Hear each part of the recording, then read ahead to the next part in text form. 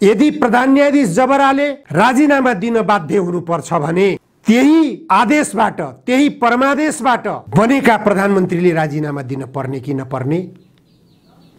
प्रधानमन्त्री शेरबहादुर देउवाले पनि राजीनामा दिनुपर्ने हुन आउँछ।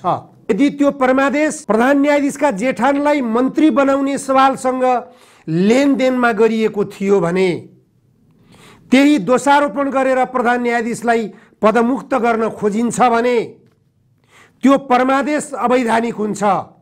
त्यो परमादेश अवैधानिक हुनासाथ त्यो परमादेश आदेश गर्ने न्यायाधीशहरू पनि दोषी हुन पुग्दछन्। उनीहरूले किन राजीनामा नगर्ने? अनि त्यो परमादेश विवादित हुन जान्छ भने त्यही परमादेशबाट नियुक्त भएका प्रधानमन्त्रीले राजीनामा किन नगर्ने? त्यही परमादेशबाट पुनस्थापित भएको प्रतिनिधि सभा फेरि विघटन किन नहुने? अनि अवस्था कहाँ पुग्न जान्छ भने निवर्तमान प्रधानमन्त्री केपी ओली जुन परमादेशको कारणबाट बाहिरिएका हुन् उनको पुनस्थापना आवश्यक हुन्छ।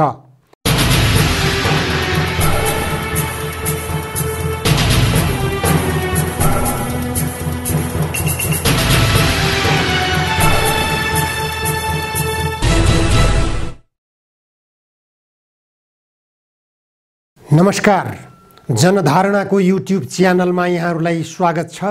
आजको जनचासोको 175 श्रृङ्खलामा म उपस्थित भएको छु। आज विप्लव नेतृत्वको नेकपाले नेपाल बन्दको आह्वान गरेको छ। आजको नेपाल बन्द प्रभावित भयो। सडकहरू सुनसान देखिएका थिए। फाट्टफुट्ट रूपमा सवारी साधनहरू चलेका भए पनि तुलनात्मक रूपमा बन्द सफल भएको छ। बन्द प्रभावकारी भएको छ। बन्द प्रभावकारी भयो वा भएन भन्ने भन्दा पनि महत्त्वपूर्ण कुरा यो बन्दको आयोजना किन गरिएको हो, किन यो बन्दको आयोजना भयो भन्ने महत्त्वपूर्ण कुरा हो। देशमा महँगी वृद्धि भइरहेको छ। सरकार भ्रष्टाचारमा लिप्त छ। सरकारको भ्रष्टाचार बारेमा ट्रान्सपरेन्सी इन्टरनेसनलले नै खुलासा गरिरहेको छ। एसियाली मुलुकहरूमै सर्वाधिक भ्रष्ट सरकार, भ्रष्ट मुलुकको रूपमा नेपाल सरकार र नेपाल देश चित्रित हुन पुगेको छ। यो अवस्थाबाट नेपाललाई माथि कसरी उठाउने, यो भ्रष्टाचारको दलदलबाट राजनीतिक दलका नेताहरूलाई कसरी उन्मुक्त गराउने, यो महत्त्वपूर्ण पक्ष हो। नेताहरूले भ्रष्टाचार नगर्ने हो भने यो अवस्थाको महँगी वृद्धि हुँदै हुँदैन, कुनै पनि हालतमा हुँदैन। छिमेकी देशहरूका सरकारहरूले सर्वसाधारण जनताहरू, खास गरेर गरी खाने वर्गका जनताहरूको लागि राहत प्याकेजका रूपमा बढिरहेको महँगीको भार सर्वसाधारण जनतालाई नपरोस् भन्नको निम्ति छिमेकी देशहरूले मूल्य समायोजन गरेका हुन्छन्। गरी खाने वर्गको निम्ति केही प्रतिशत मूल्य घटाइएको हुन्छ र छुट्टै पसलको व्यवस्था गरिएको हुन्छ। जुनसुकै पसलहरूमा खरिद गर्न जाँदा पनि उनीहरूलाई कार्ड उपलब्ध गराइएको हुन्छ। त्यो कार्ड देखाएर खरिद गर्न जानेहरूलाई निश्चित प्रतिशत छुट दिएको हुन्छ।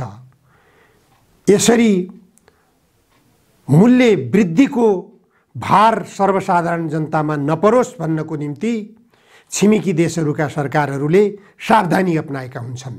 तर हाम्रो देश नेपालमा पटक्कै त्यसतर्फ ध्यान छैन।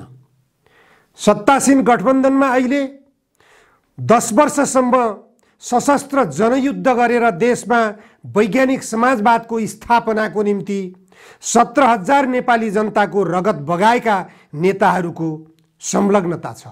अर्थ मन्त्रालय उनीहरूकै जिम्मेवारीमा छ। ऊर्जा तथा जलस्रोत मन्त्रालय उनीहरूकै जिम्मेवारीमा छ। शिक्षा मन्त्रालय उनीहरूकै जिम्मेवारीमा छ। भूमि सुधार मन्त्रालय उनीहरूकै जिम्मेवारीमा छ। तर खोइ परिवर्तनको अनुभूति जनतालाई गराउन सकिरहेका छैनन्। युद्ध किन लडिएको हो, किन जनताको रगत बगाइएको हो? आफ्नो जिम्मेवारीमा मन्त्रालय आउँदा पनि ती मन्त्रालय मातहतबाट कमसेकम जनताले पाउन सक्ने राहत किन दिन सकिएको छैन? यो गम्भीरतापूर्वक सम्बन्धित नेताहरूले आत्मसमीक्षा गरेर आफ्नो कामको मूल्याङ्कन गर्नुपर्ने हुन जान्छ। होइन भने भोलि फेरि आन्दोलन चर्किन्छ। आजको विप्लव नेतृत्वको नेकपाले आयोजना गरेको नेपाल बन्दको कार्यक्रम पेट्रोलियम पदार्थको मूल्य वृद्धिलाई सङ्केत गरिएको छ। तर यो पेट्रोलियम पदार्थमा भइरहेको मूल्य वृद्धिभित्र धेरै कुरा जोडिएका छन्।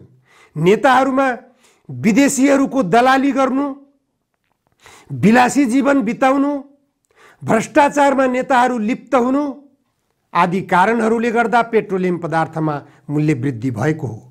पेट्रोलियम पदार्थ जुन मूल्यमा खरिद गरिएको हुन्छ बाहिरबाट, त्यसको दोब्बर मूल्यमा नेपाली जनतालाई उपभोग गर्न बाध्य गराइएको छ। कारण के? प्रवेश भन्सार कर अनि त्यसपछि भ्याट कर, विभिन्न 2-3 चरणमा लगेर कर निर्धारण गर्दै परल मूल्यको ठ्याक्कै डबल मूल्य असुलेर यहाँ पेट्रोलियम पदार्थ बिक्री गर्ने गरिएको छ। यसले गर्दा नेपाली जनता प्रत्यक्ष रूपमा महँगीको मारमा परेका छन्। पेट्रोलियम पदार्थको मूल्य वृद्धिले सबै क्षेत्रको मूल्यलाई प्रभावित तुल्याउँछ। सबै क्षेत्र प्रभावित हुन्छ, तर कृषि उत्पादनमा कुनै मूल्यको हेरफेर हुँदैन। कृषकहरूले जो कृषिबाट उत्पादन गरेका हुन्छन्, त्यो उत्पादन हिजोको मूल्य जति थियो आजको अथवा भोलिको मूल्य पनि त्यही भइरहेको हुन्छ। कारण के भने त्यो मूल्य बजारमा आएपछि बढेको हुन्छ। बजारमा आउँदाखेरि पेट्रोलियम पदार्थमा मूल्य वृद्धि भएको कारणले तरकारीको बजार बढ्यो, तरकारीको मूल्य बढ्यो, फलफुलको मूल्य बढ्यो, खाद्यान्नको मूल्य बढ्यो आदि कुरा हुन्छ। तर किसानहरूले उत्पादन गरेको ठाउँबाट खरिद गर्ने जो बिचौलियाहरू हुन्छन्, ती बिचौलियाहरूले पुरानै मूल्यमा किसानहरूबाट खरिद गरिरहेका हुन्छन्। किसानहरू प्रत्यक्ष रूपमा बढेको मूल्यबाट बिक्री गर्ने सामानमा प्रभावित हुँदैनन्। उनीहरूलाई मुनाफा आउने ठाउँमा बढेको मूल्य लागू हुँदैन। उनीहरूले खरिद गर्ने मूल्यमा बढेको मूल्य लागू भइरहेको हुन्छ। चाहे बसमा यात्रा गरून्, चाहे माइक्रो बसमा यात्रा गरून्, चाहे बजारबाट रासायनिक मल खरिद गरून् अथवा कृषिमा प्रयोग गरिने बिउ बिजन खरिद गरून्, कुनै पनि वस्तु किसानहरूले खरिद गर्नु पर्यो भने त्यसको प्रभाव, मूल्य वृद्धिको प्रभाव, पेट्रोलियम पदार्थमा बढाइएको मूल्यको प्रभाव किसानहरूले उपभोग गर्ने हरेक वस्तुमा, बिहान जुरुक्क उठेर दाँत माझ्नुपर्ने ब्रसदेखि मञ्जनदेखि राति सुत्ने बेला पिउने पानीसम्मको मूल्य प्रभावित भइरहेको हुन्छ। घरमा प्रयोग गर्ने बत्ती प्रभावित भइरहेको हुन्छ। यो अवस्थाबाट नेपाली जनताले कहिले मुक्ति पाउने? अहिले सरकारले 6 करोडको बिजुली भारतलाई बेच्यौं भनेर विवरण सार्वजनिक गरेको छ। 6 करोडको बेचोस् सरकारले अथवा 6 अरबको बेचोस्, नेपाली जनतालाई छु मतलब भने जस्तो भयो। के मतलब नेपाली जनतालाई? नेपाली जनताले राहत के पाउने त त्यो बिक्रीबाट? नेपाली जनताले राहत नपाउने गरी सरकारले जतिसुकै मूल्यमा बेचोस् त्यसको कुनै अर्थ हुँदैन।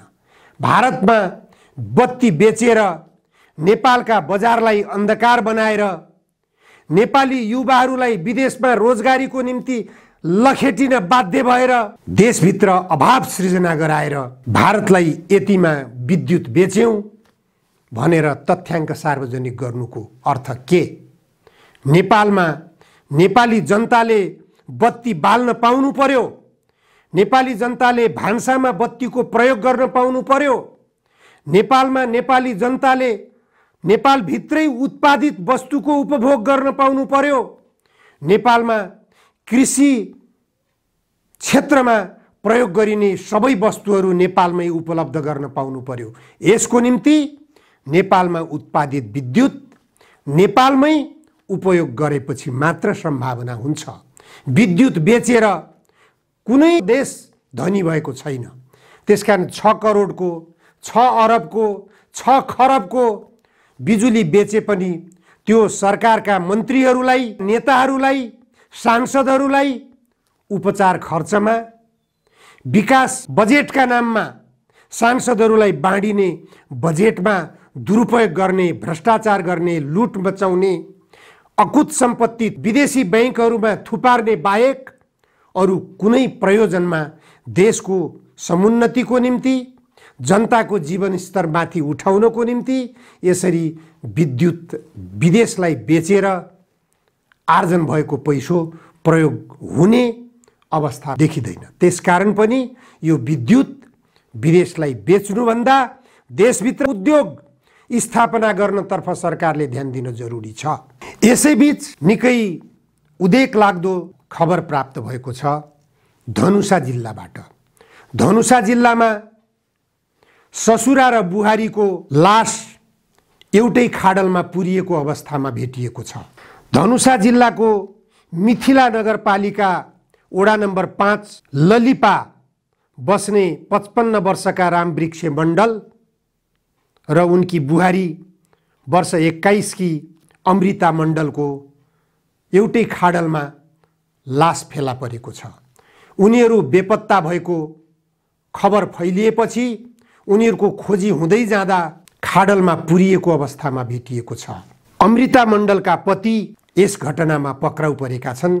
उनी शङ्काको घेरामा तानिएका छन्। 55 वर्षका ससुरा र 21 वर्षकी बुहारीलाई उनीहरू अनैतिक सम्बन्धमा रहेको आशंका गरिएको थियो बेपत्ता भएको घटना फैलिएपछि। तर दुवैजनाको लास एउटै खाडलमा भेटिएपछि घटनाले निकै गम्भीर रूप धारण गरिरहेको छ। पतिको गिरफ्तारी मात्र महत्त्वपूर्ण कुरा होइन, यस्ता घटनाहरू नेपाली समाजमा किन भइरहेका छन्, यस्ता घटनाहरूको रोकथाम गर्न किन सकिएको छैन, यस्ता घटनाहरू चेतनाको अभावले भइरहेका छन् भन्ने तर्फ पनि सरकार सचेत हुनुपर्छ। चेतनाको अभाव किन हुन्छ, चेतना स्तर मानिसमा किन आउँदैन भन्ने कुरामा सरकारले बुझ्नुपर्छ। शिक्षाको अभाव हो। शिक्षालाई महत्त्व दिनुपर्छ। 10 वर्षसम्म हतियार बोकेर युद्धको नेतृत्व गरेका व्यक्ति देवेन्द्र पौडेलले अहिले शिक्षा मन्त्रालयको नेतृत्व गरिरहनु भएको छ। सबै जनताका छोराछोरीहरूले निशुल्क रूपमा पठन पाठन गर्न पाउनुपर्ने, जन्मेपछि पढ्न पाउनुपर्ने, जन्मेपछि उपचार गर्न पाउनुपर्ने र वयस्क भएपछि रोजगारी पाउनुपर्ने यी प्रत्येक नागरिकका नैसर्गिक अधिकार हुन्। यी नैसर्गिक अधिकारहरूबाट जब नागरिकहरूलाई वञ्चित गरिन्छ, यी अवसर जब नागरिकहरूले प्राप्त गर्दैनन्, त्यसपछि विभिन्न खालका अपराधजन्य गतिविधिहरू हुन थाल्छन्। त्यसैको एउटा नमुना हो यो ससुरा र बुहारीको एउटै खाडलमा भेटिएको लास प्रकरण। यसैबीच सर्वोच्च अदालतका प्रधान न्यायाधीश चोलेन्द्र शमशेर जबराले हिजो मात्र विज्ञप्ति सार्वजनिक गरेपछि सर्वोच्च अदालतको आन्दोलनले नयाँ मोड लिएको छ। सर्वोच्च अदालतमा आन्दोलनरत न्यायाधीशहरू विभाजित हुन पुगेका छन्।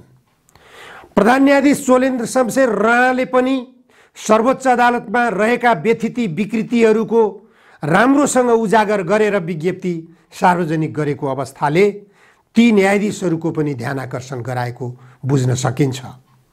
सर्वोच्च अदालतले आन्दोलनबाट नेपाली जनतालाई के दिन सकियो भन्ने कुरामा स्वयं न्यायाधीशहरू गम्भीर बन्न जरुरी छ। सर्वोच्च अदालत कानुनको व्याख्या गर्ने थलो हो। सर्वोच्च अदालत संविधानको अन्तिम व्याख्या गर्ने थलो हो। यो थलोमा संविधानको व्याख्या गर्ने, कानुनको व्याख्या गर्ने व्यक्तिहरू नै गैर कानुनी ढङ्गबाट, असंवैधानिक ढङ्गबाट, असंवैधानिक माग राखेर, गैर कानुनी माग राखेर जब आन्दोलनमा उत्रिन्छन्, त्यसपछि देशमा कस्तो खालको सन्देश जान्छ? यसमा न्यायमूर्तिहरू गम्भीर बन्न जरुरी छ। यदि प्रधान न्यायाधीश चोलेन्द्र शमशेर जबराले अपराधै गरेका छन् भने त्यो अपराधमा उनीले सजाय पाउनु पर्दछ। तर सजाय पाउने कसरी त भनेपछि सजाय पाउने कानुन हातमा लिएर सजाय दिने हो भने राजनीतिक मैदानमा उत्रिए भइहाल्यो। राजनीतिक मैदानमा उत्रिनेहरूले कानुन हातमा लिएका हुन्छन्, असंवैधानिक आन्दोलन गरिएको हुन्छ, असंवैधानिक क्रान्ति गरिएको हुन्छ। त्यो अवस्थामा न्यायाधीशहरूको आन्दोलन हो कि होइन? यदि असंवैधानिक आन्दोलन हो भने न्यायाधीशहरूको आन्दोलन न्यायोचित मान्न सकिन्छ। उनीहरूले सर्वोच्च अदालतलाई कब्जा गर्नु पर्यो। कब्जा त्यस अर्थमा मात्र हुन सक्छ जब सर्वोच्च अदालतका प्रधान न्यायाधीशलाई उनीहरूले दण्डित गर्न सक्दछन्। दण्डित कसरी गर्ने?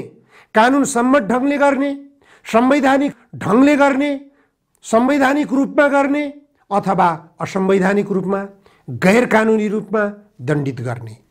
यो अवस्थातर्फ सर्वोच्च अदालतका न्यायाधीशहरूले आफू कतातर्फ जाँदैछौँ भन्ने कुरा गम्भीरतापूर्वक विश्लेषण गर्न जरुरी छ। यो पाटो निकै जटिल पाटो हो। त्यही सर्वोच्च अदालतमा एमसीसी सम्झौता खारेजीको निम्ति रिट निवेदन परेको छ। यो देशको राष्ट्रिय स्वाधीनतासँग जोडिएको मुद्दा हो। यो देशको जलसम्पदासँग जोडिएको मुद्दा हो। यो देशलाई युद्धस्थल बनाउने कि नबनाउने भन्ने सवालसँग जोडिएको मुद्दा हो। यस्तो मुद्दामा सर्वोच्च अदालतका न्यायमूर्तिहरू गम्भीर बनेर यसलाई छलफलको टेबलमा राखेर यस विषयमा गम्भीरतापूर्वक बहस चलाएर निर्णय दिनुपर्ने हो। यस्तो गम्भीर विषयमा नेपाललाई नफसाऊ। नेपाल पञ्चशीलको सिद्धान्तमा चलिरहेको देश हो। नेपाल असंलग्न राष्ट्रहरूको सदस्य मुलुक हो। त्यसकारण यो देशमा एमसीसी सम्झौता जस्ता विदेशी स्वार्थका नेपाललाई उपनिवेशको बाटोमा लैजाने खालका सम्झौताहरू गरिनु हुँदैन। यस्ता सन्धि र सम्झौताले नेपाललाई दीर्घकालीन रूपमा नोक्सान पुर्याउँछन् भन्ने निर्णय न्यायमूर्तिहरूले दिन सक्नु पर्दछ। यस्तो महत्त्वपूर्ण रिट सर्वोच्च अदालतमा दर्ता भइरहेको अवस्थामा आन्दोलन गरेर इजलास समेत बस्न नदिने गरी अस्तव्यस्त वातावरण सिर्जना गर्नुले न्यायमूर्तिहरूको बुद्धिमत्ता देखिएको छैन। यो कानुनी ज्ञान होइन, यो संवैधानिक ज्ञान होइन, यो अज्ञानताको पराकाष्ठा हो। सर्वोच्च अदालतका प्रधान न्यायाधीशलाई बाध्य बनाउनुपर्छ। एमसीसी सम्झौता विरुद्ध परेको रिट पूर्ण इजलासमा राख्नु पर्यो। पूर्ण इजलासले यस विषयमा निर्णय दिनु पर्दछ भनेर यो विषयमा गम्भीरतापूर्वक छलफल गर्नुस्। आम नेपाली जनताले एमसीसी सम्झौताको विरोध गरिरहेका छन्। अहिले यसमा न्यायालयले प्रष्ट आदेश गरेर यसमा बाटो देखाउन सक्नु पर्दछ।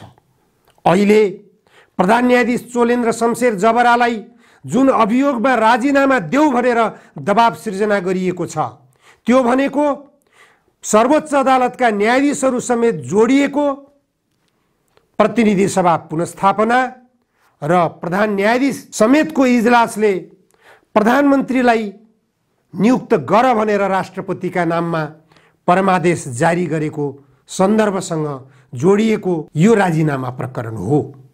यदि प्रधान न्यायाधीश जबराले राजीनामा दिन बाध्य हुनुपर्छ भने त्यही आदेशबाट, त्यही परमादेशबाट बनेका प्रधानमन्त्रीले राजीनामा दिन पर्ने कि नपर्ने? प्रधानमन्त्री शेरबहादुर देउवाले पनि राजीनामा दिनुपर्ने हुन आउँछ। यदि त्यो परमादेश प्रधान न्यायाधीशका जेठानलाई मन्त्री बनाउने सवालसँग लेनदेनमा गरिएको थियो भने त्यही दोषारोपण गरेर प्रधान न्यायाधीशलाई पदमुक्त गर्न खोजिन्छ भने त्यो परमादेश अवैधानिक हुन्छ।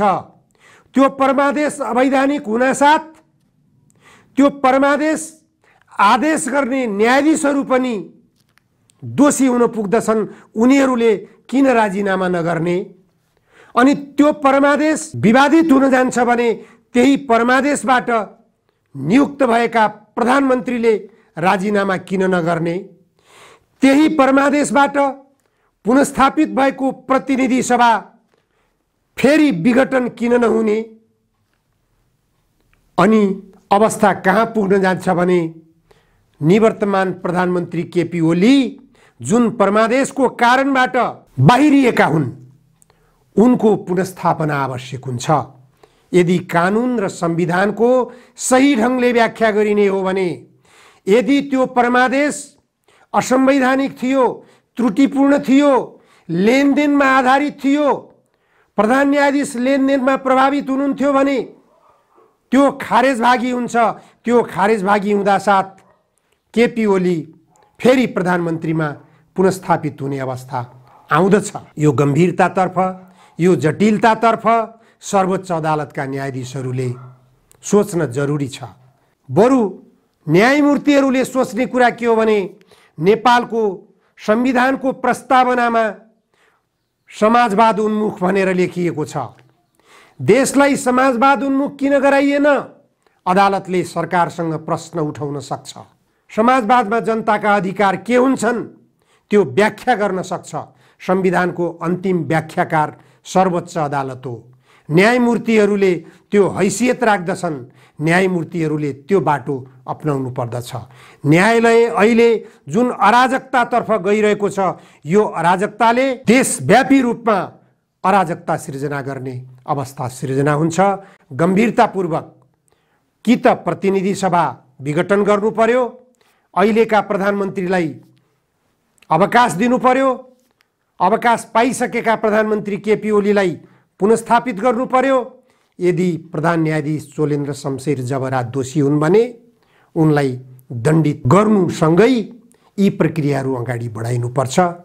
हस्, आजलाई यति मात्र। धन्यवाद।